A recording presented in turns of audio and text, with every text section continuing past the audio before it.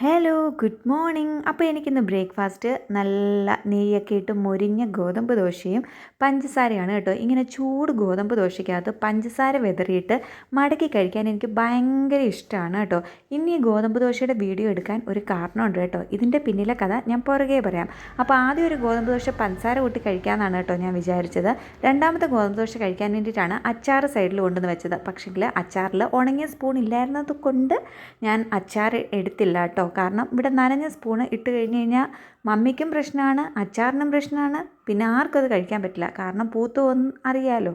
അപ്പോൾ ഉണങ്ങിയ സ്പൂണില്ലാത്ത പക്ഷം അച്ചാർ വേണ്ട, പഞ്ചസാരയിൽ തന്നെ ഒതുക്കാമെന്ന് വിചാരിച്ച് ഞാൻ കഴിക്കുകയാണ് കേട്ടോ. ഇനി നമ്മൾ കഥയിലേക്ക് വരാം. പണ്ടൊരു ദിവസം എൻ്റെ വീട്ടിൽ എൻ്റെ ഒരു അമ്മായി വന്നു കേട്ടോ. അപ്പോൾ എന്തായിരുന്നു കഴിക്കാമെന്ന് ചോദിച്ചപ്പം ഞാൻ പറഞ്ഞു ദോശയും, നമ്മൾ സാധാരണ ഗോതമ്പ് ദോശ, ഗോതമ്പപ്പം എന്നൊക്കെ പറയാറുണ്ടല്ലോ. അപ്പോൾ ദോശയും മുട്ടക്കറിയാണെന്ന് പറഞ്ഞു കേട്ടോ. അങ്ങനെ പുള്ളിക്കാരി കൈയൊക്കെ കഴുകി ടേബിളിൽ കയറി ഇരുന്നപ്പോഴാണ് കേട്ടോ ഗോതമ്പ് ദോശ കണ്ടത്.